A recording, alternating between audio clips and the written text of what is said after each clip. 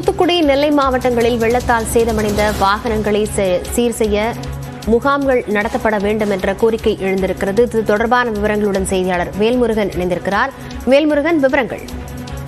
லாவண்யா, குறிப்பாக திருநெல்வேலி, தூத்துக்குடி, அதே போல 4 மாவட்டங்கள்ல கடுமையான வெள்ள பாதிப்பு காரணமாக லட்சக்கணக்கான வாகனங்கள் தற்போது வெள்ளத்துல மூழ்கி பழுதடைந்திருக்கக்கூடிய சூழல்ல சிறப்பு முகாம்களை நடத்த வேண்டும் என்று பல்வேறு குறிப்பாக இந்த பைக் நிறுவனங்கள், அதே போல கார் நிறுவனங்களுக்கு போக்குவரத்து துறை ஆணையத்தின் சார்பில் நேரடியாக கோரிக்கைகள் வைத்திருக்கிறார்கள். அதே போல இன்சூரன்ஸ் கிளைம் செய்வதற்கு காப்பீட்டு முறையில அவர்களுக்கு தேவையான உதவிகளை பெறும் வகையில முகாம்கள் நடத்தவும், அதை தீர்வு காணும் வகையில ஏற்பாடுகளை செய்யவும் காப்பீட்டு நிறுவனங்களுக்கும் போக்குவரத்து துறை ஆணையம் சார்பில் தற்போது அந்த தகவல்களை கொடுத்து அவங்களுக்கு அறிவுரைகளை வழங்க, குறிப்பாக இந்த நேரத்துல பொதுமக்களுக்கான ஒரு அறிவுரையும் வழங்கப்பட்டிருக்கிறது.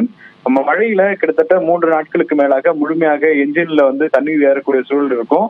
எனவே வாகனத்தை ஸ்டார்ட் செய்ய வேண்டாம், ஆன் பண்ண வேண்டாம் அப்படிங்கிற மாதிரியான தகவல் கொடுக்கப்பட்டிருக்கிறது.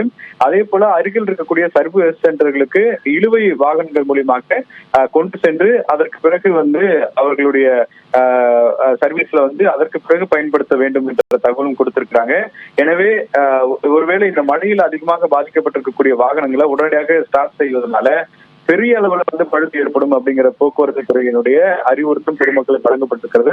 இதன் அடிப்படையில லட்சக்கணக்கான வாகனங்கள் பாதிக்கப்பட்டிருக்கக்கூடிய சூழல்ல இந்த நேரத்துல தனியார் நிறுவனங்கள் சிறப்பு முகாம்களை நடத்தி அவர்களுக்கு வேகமாக வாகனங்களை தயார் செய்யக்கூடிய பணிகள்ல ஈடுபட வேண்டும். அதே போல இன்சூரன்ஸும் வேகமாக கிடைக்கும் வகையில இன்சூரன்ஸ் நிறுவனங்கள் செயல்பட வேண்டும் என்று அறிவுரை வழங்கியிருக்கிறார்கள். லாவண்யா, விவரங்களுக்கு நன்றி வேல்முருகன்.